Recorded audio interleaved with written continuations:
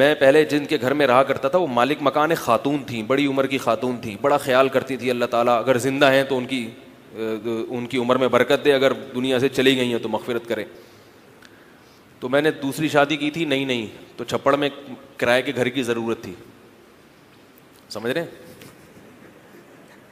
جب بھی دوسری شادی کرتا ہے تو چھپڑ میں کیا چاہیے ہوتا ہے, ایک کرائے پہ گھر چاہیے ہوتا ہے. اس کو طریقہ بھی ساتھ ساتھ ضمناً بتا رہا ہوں, بتایا تھا سب گھر والوں کو کر رہا ہوں, لیکن عین کرتے ہوئے اگر بتاؤ گے تو پکڑے جاؤ گے, یاد رکھو.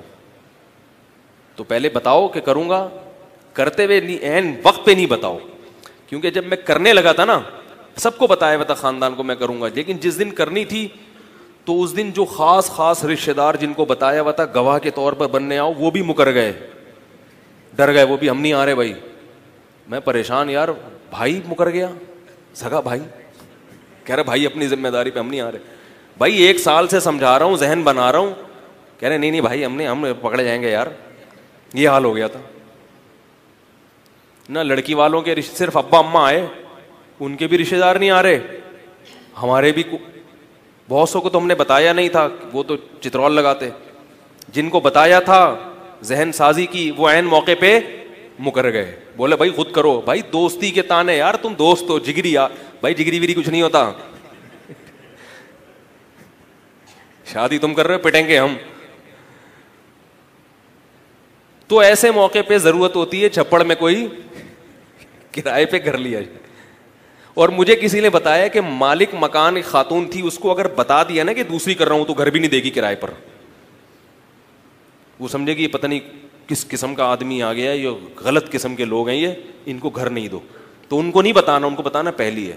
ہم نے کچھ بتایا, ہم نے کہا بس شادی ہو رہی ہے, نہ پہلی بتایا نہ دوسری. ان کو تصور بھی نہیں تھا کہ شکل سے اتنا نیک آدمی لگ رہا ہے, یہ دوسری بھی کر سکتا ہے.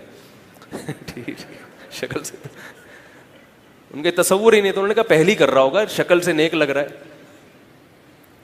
تو اس وقت جو مالک مکان تھی خاتون تھیں بیچاری, بڑی نیک خاتون, اللہ تعالیٰ اگر وہ زندہ ہیں تو عمر میں برکت دے, دنیا سے چلی گئی ہیں تو ان کی مغفرت کرے.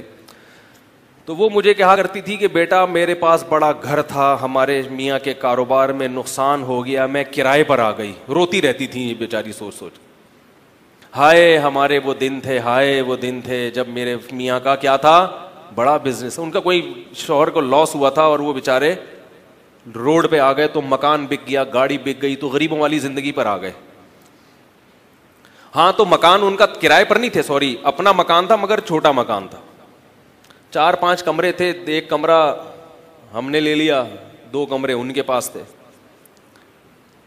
یہ بھی یاد رکھو جب شادی کیا کرو نا تو یہ نہ دیکھا کرو کہ 10 سال کے بعد جب اتنے بچے ہو جائیں گے تو 1 کمرے کا مکان تو چھوٹا پڑ جائے گا. او بھائی بات کی اللہ پہ چھوڑ دو.